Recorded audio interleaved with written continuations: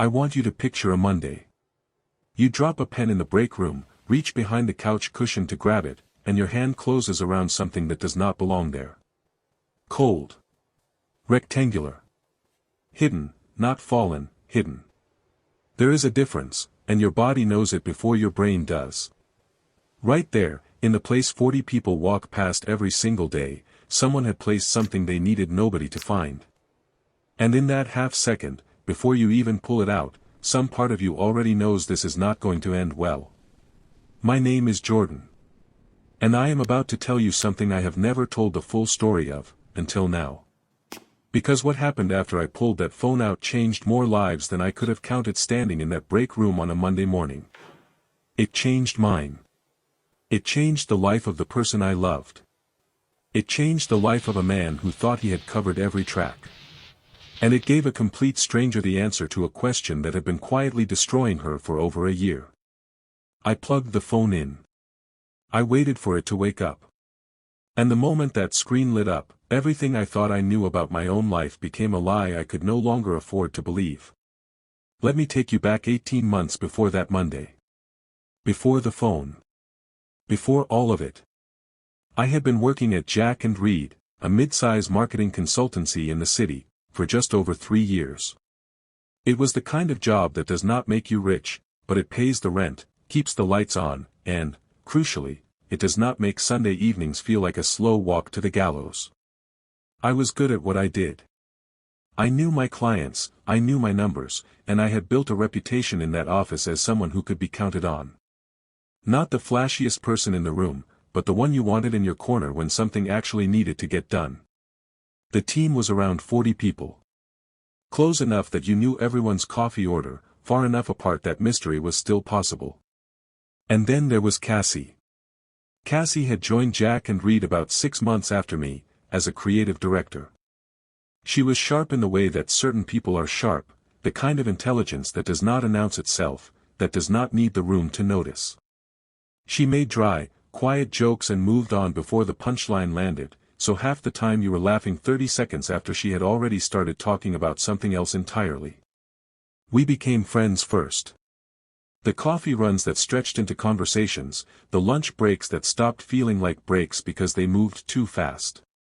The particular gravity of two people who find each other interesting without planning to. By the time I admitted to myself that I was in love with her, I had been showing it for months. We made it official in the spring, quietly, the way workplace relationships tend to exist when they are real. You do not broadcast them. You let them live and grow in private, and you trust that what is between you is strong enough not to need an audience. And it was good.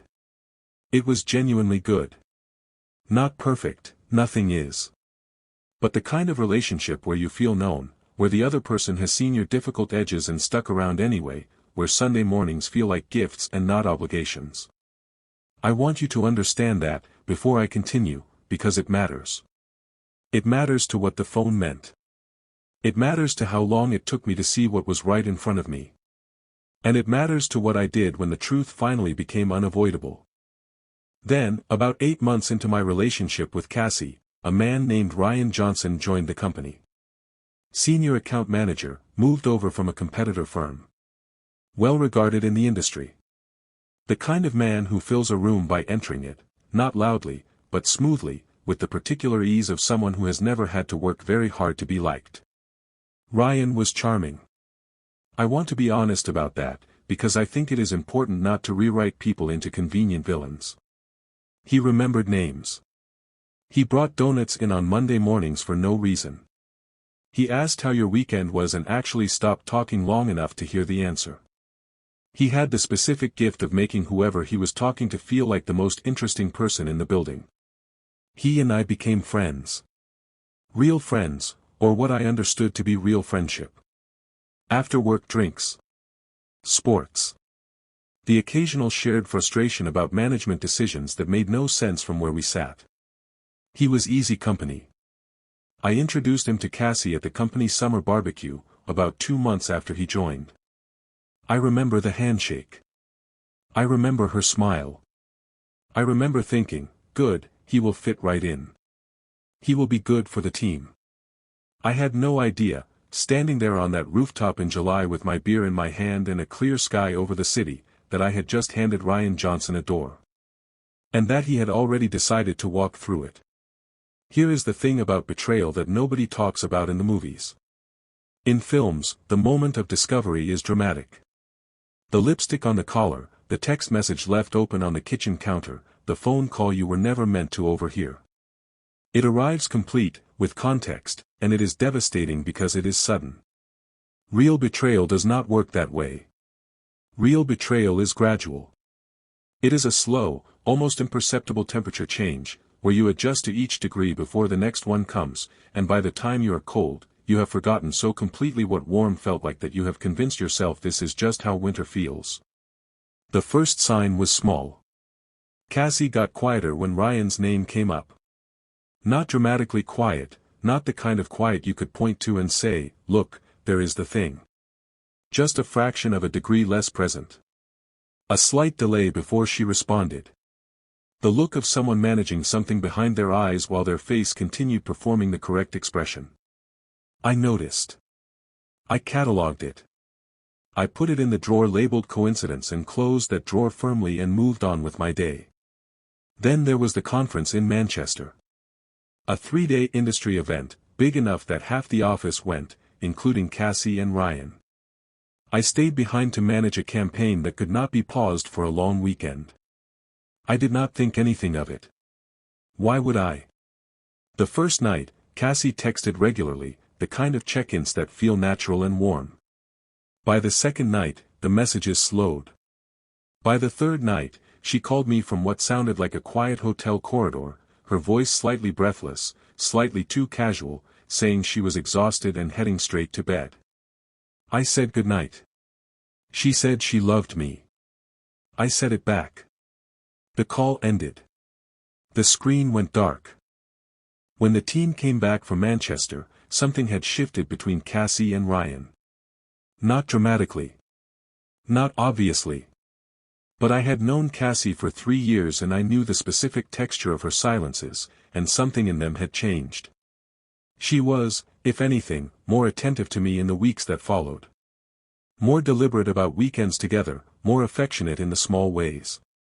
I have since understood that this is exactly what guilt looks like when it is performing the role of normalcy. It overcorrects. It brings flowers when flowers were never part of the routine. It schedules the date night it never needed to schedule before. I asked her once, not directly, because I still could not bring the thought into full focus, whether everything was all right between us. She looked at me with those clear, steady eyes that I had trusted completely for 2 years and said, Jordan, everything is fine. I just have a lot going on at work.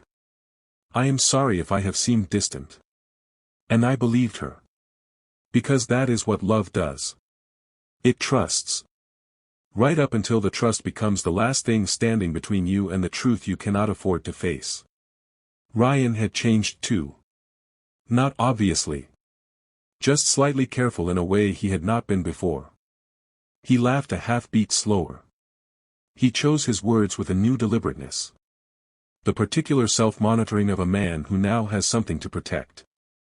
I registered all of it. I filed all of it under the label of imagination and moved on. And life continued, the meetings, the deadlines, the Monday donuts, the ordinary furniture of a workplace that looked exactly like it always had from every angle except the one I was not willing to look from. By the time I found the phone, 6 months had passed since Manchester. 6 months during which I had talked myself out of every instinct I had. And life, I want to be fair, had genuinely improved on the surface. Cassie had seemed lighter. Ryan had eased back into his familiar ease. The office had returned to whatever it considers its resting state. I had made a choice, conscious, deliberate, active, that whatever shadow I had sensed had simply passed. Some clouds move through. Not everything that darkens the sky is a storm. And then, on a Monday afternoon in November, I dropped a pen on the break room floor, reached behind the arm of the couch to retrieve it, and my hand closed around something else entirely. It was a phone. Not a disposable burner in the cheapest sense, a mid-range smartphone, a few years old, no case, no identifying marks. scratched screen. Dusty. The dust was the detail that stayed with me, because dust does not settle on something overnight. Whatever this phone was doing behind that cushion, it had been doing it for a while. I stood there for a full 30 seconds. The sensible thing was obvious: hand it to reception, let someone else deal with it, not my business. I know that. I knew it then. But something stopped me. Call it instinct. Call it the slow accumulation of 6 months of small, unexplained things finally reaching a tipping point. Call it the particular weight of an object that has been hidden rather than simply lost. Because those are not the same thing. A lost phone lies where it falls. A hidden phone is placed with intention. I took it back to my desk. I plugged in my spare cable. I set it face down and told myself I would hand it in after the call I had scheduled for 2 o'clock. I was halfway through that call, talking a client through a campaign revision, nodding at things I was not fully hearing, when the phone on my desk lit up. It buzzed once. Then again. Then 3 more times in quick succession. I looked down. The screen was full. 14 messages, all arriving at once, all from the same contact. The contact was saved as one letter.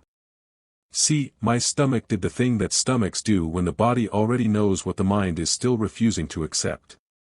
I told my client I would call them back. I hung up. I picked up the phone. The messages were still coming as I read. And I want to be clear with you, because I think you deserve clarity here. What I found was not vague. It was not something that could be generously interpreted, or explained by context, or filed under the heading of friendly professional communications between colleagues. The messages were intimate. They were the messages of 2 people in an ongoing, deliberate, carefully maintained relationship that had been operating in secret for months. I scrolled up. And the further back I went, the more a full timeline assembled itself in my hands, complete and damning and precise. Manchester. There were messages sent from a hotel room at 11:47 p.m. Messages that removed any remaining possibility of alternative explanation. Messages that made everything I had noticed, everything I had dismissed, everything I had filed under imagination and coincidence and anxiety, suddenly legible. Suddenly, awfully, finally clear. The contact was C for Cassie.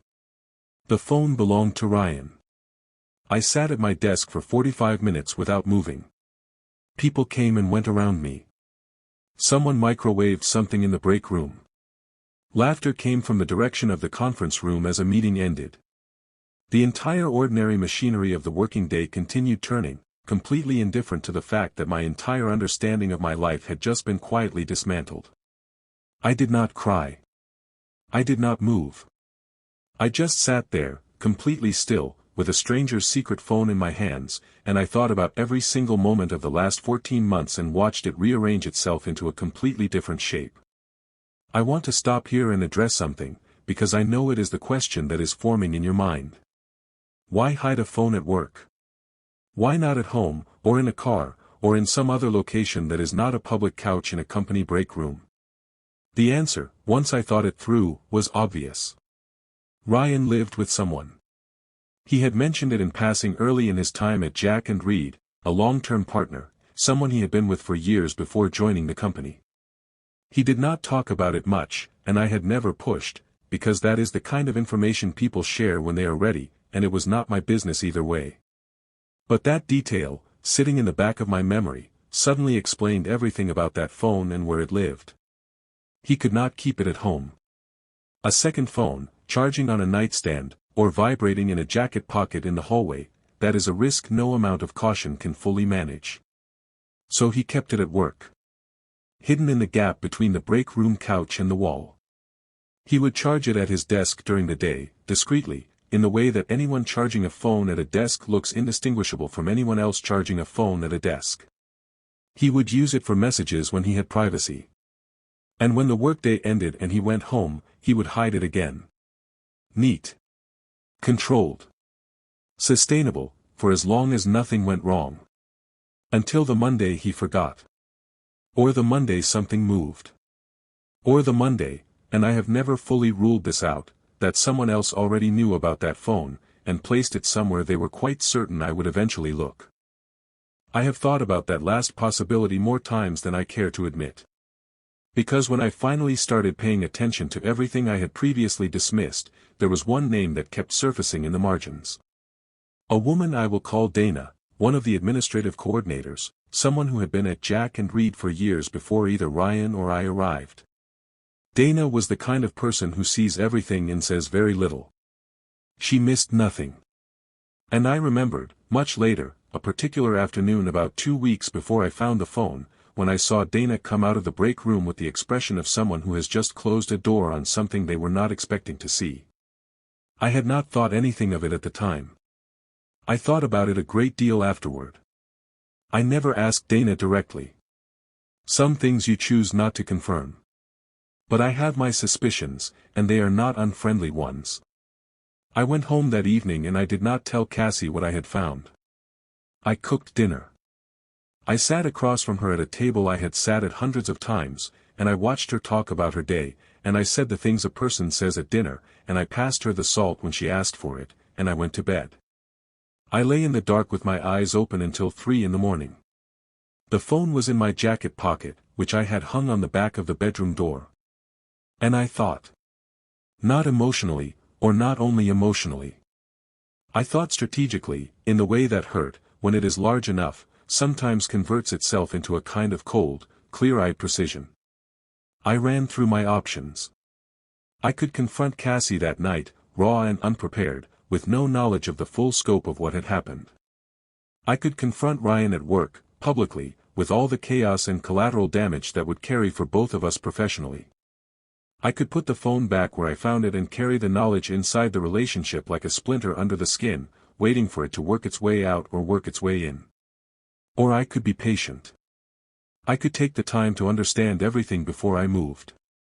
I could let the phone tell me the whole story before I decided what to do with it. I want to be honest with you about that decision, because the version of myself I most want to present is the composed, measured, entirely reasonable one. But there was something else in it too. Something colder. The plain fact that I held information that Ryan did not know I held, and that this was a form of power, and that the person who had been deceived for over a year in their own relationship had finally, a kind of advantage. Whether that was right or wrong, I leave to you. But it was real. And it was part of what kept me still and quiet that night while I planned. Over the following 2 weeks, I kept the phone. Ryan, to his credit, or perhaps to his panic, did not report it missing. Did not ask around the office. Did not post anything on the internal message system. Which told me everything I needed to know about the contents of that phone and how badly he needed them to remain unfound. His silence was its own kind of confession. During those 2 weeks, I read everything. Not obsessively, or not just obsessively, but carefully, the way you read something when you understand that the details matter. The affair had begun in Manchester. But the architecture of it had been built long before that trip. In the office. In the overlap of their working lives. Lunches that I had not been invited to, framed to me later as client preparation. A shared project that ran 3 months longer than its scope warranted. The particular texture of a proximity that I had watched and categorized as professional, because that is what I chose to do. But there was something else in those messages. Something I was not expecting. Buried in the thread from around the 4-month mark, I found a conversation that was different in tone from everything around it. Cassie asking Ryan what they were actually doing. Where it was going. Whether it had a destination, or whether it was going to keep existing in the margins of their real lives indefinitely. Ryan's answers were warm and vague in equal measure, the combination of enough feeling to maintain the connection without enough commitment to actually alter the direction of his life. And then, 3 weeks after that conversation, a message from Cassie saying she thought they needed to cool it. That she had been thinking clearly for the first time in months, and that this was not who she wanted to be. That she missed her life the way it had been before. And Ryan's response, careful, attentive, precisely calibrated, talking her back in. Not demanding. Not pleading. Just offering exactly enough warmth to close the door she had tried to open. I read that particular thread 4 times. Because what it told me was complicated. Cassie had tried to end it. And Ryan had talked her out of ending it. That did not dissolve anything. But it reordered it. It shifted the weight of things in ways that I have spent a long time since trying to understand. The most recent messages in the phone were from 11 days before I found it. After that, silence.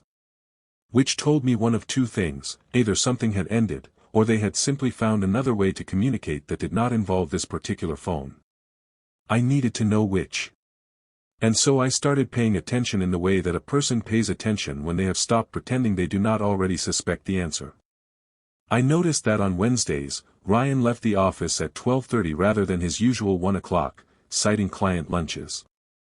I noticed that on those same Wednesdays, Cassie took her lunch at her desk and emerged from the bathroom 15 minutes later with makeup that had been refreshed in a way that normal Tuesday desk lunches do not typically require.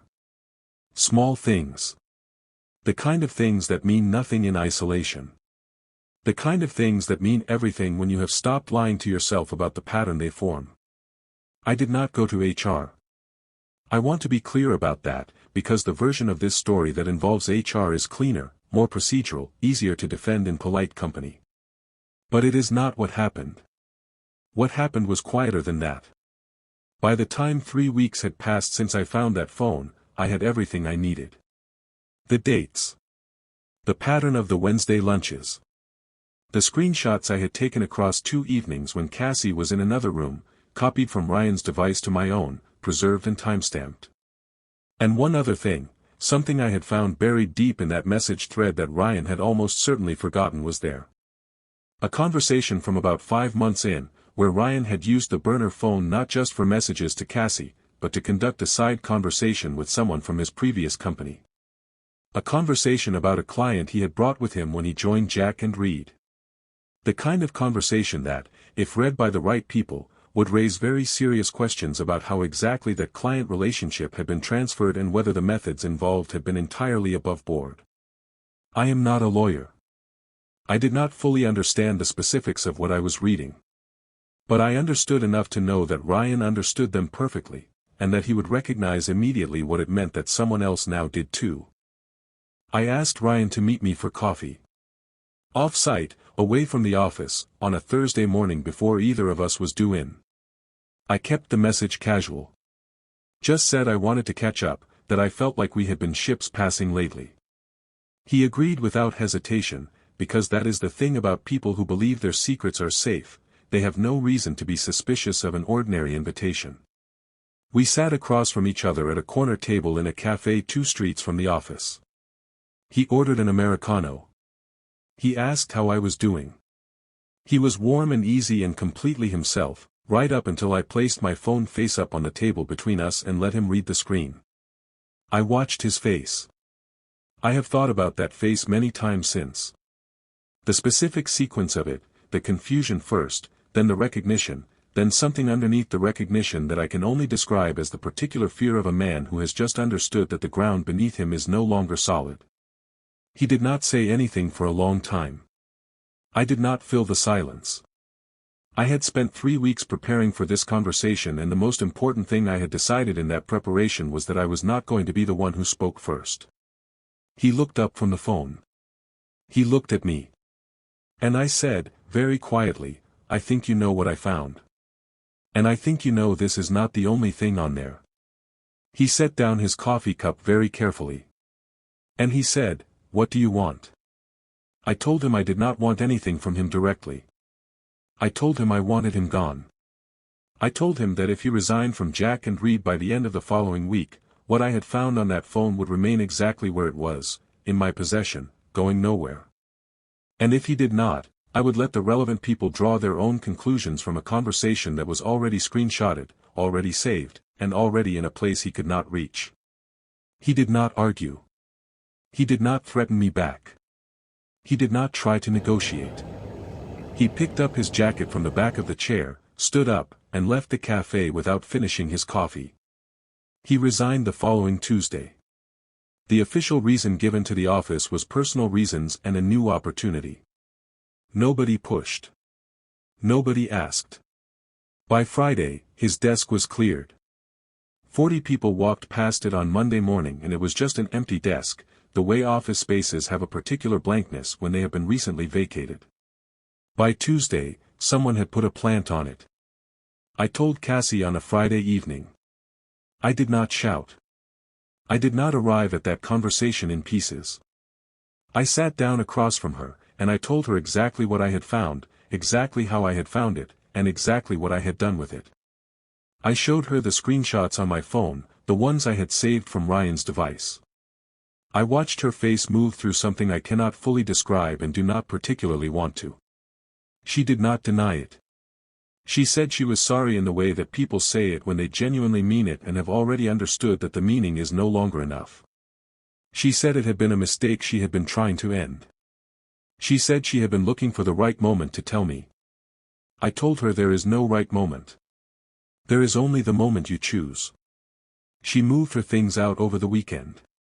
I have not spoken to her since. Here is what nobody tells you about the end of a story like this. It does not feel like justice. Even when you have done everything with your eyes open. Even when you have been more measured than you had any obligation to be. Even when the outcome, viewed from outside, looks entirely like the correct resolution of an unjust situation. It still just feels like loss. Like a room that has been cleared of furniture. Functional. Clean. Empty in a way that takes time to stop noticing. And then, about 7 months after the incident, I received a message from a number I did not recognize. It said simply, "I know this might seem strange. But I wanted to find you and say thank you. I know what you did." It was from Ryan's partner. The person who had been at home, cooking dinner, watching television, trusting the routine, while everything I have just told you was unfolding inside that office. She had found out. Not through me directly, but through the specific porousness of truth, which finds its way out of even the most carefully sealed containers eventually. One conversation led to another, and by the time it reached her, it had lost some detail but retained enough of the shape to be recognizable for what it was. She had left Ryan shortly after. She had found an apartment. She had started over. She told me that for the year leading up to finding out, she had believed there was something wrong with her. That the distance she felt between them was her own fault. Her own anxiety. Her own failure to be interesting enough, present enough, worthy enough of the attention she could feel quietly draining out of her relationship without knowing where it was going. She said, "I kept thinking something was wrong with me. And it turns out something was wrong with him. We had coffee once. A single, ordinary afternoon. She was one of the steadiest people I have ever sat across from, the kind of steadiness that does not come from life being easy, but from having walked through something genuinely difficult and come out the other side still holding yourself together. She was remarkable. And I left that coffee feeling something I had not fully felt since November. Not happy, exactly. Not vindicated. Something quieter than that. Something closer to the specific piece of a story finally told to the end. I think about that hidden phone more than I probably should. I think about what would have happened if I had done the reasonable thing and handed it in at reception. Maybe the truth would have surfaced anyway. These things tend to. The maintenance cost of a sustained deception is enormous, and something always slips eventually. Or maybe it would not have. Maybe Ryan and Cassie would have found their way back to their separate lives and taken the whole story with them, buried it under distance and the particular amnesia of time passing. And I would have spent years wondering why something had always felt slightly off. Why I had never quite been able to fully relax into the relationship I thought I had. Why, in the early hours of certain mornings, something formless and unresolvable kept pulling me out of sleep. What I found in that break room was not just evidence of a betrayal. What I found was the answer to a question I had been living inside for over a year without being able to name it. And here is what I want to leave you with, not a lesson, because you already know the lessons. You already know what this story says about trust and about deception and about the courage it takes to face a truth that costs you something. What I want to leave you with is simpler than that. Your instincts are not your anxiety. The small wrongnesses you catalog and dismiss and file away, they are not evidence of your instability. They are data. They are your nervous system doing the job it was designed to do, pointing towards something real that your comfort is not yet ready to name. Listen to it. Not immediately. Not recklessly. But listen. Because the truth does not need your help to exist. It simply needs you to stop helping it hide. Sometimes I think about it sitting in a box somewhere in a records room. A mid-range smartphone with a cracked screen and a contact saved as one letter.